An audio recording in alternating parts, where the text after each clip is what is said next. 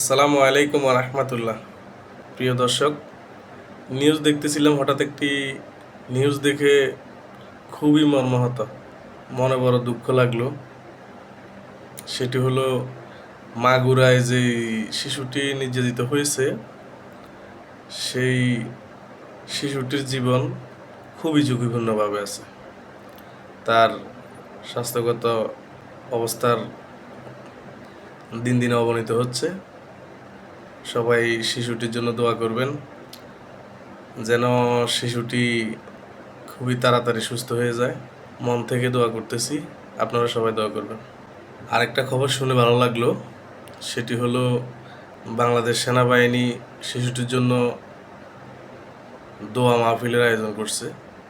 ধন্যবাদ বাংলাদেশ সেনাবাহিনীকে এরকম একটা ভালো কাজ করার জন্য। ভালো থাকবেন সবাই। আসসালামু আলাইকুম রহমতুল্লাহ।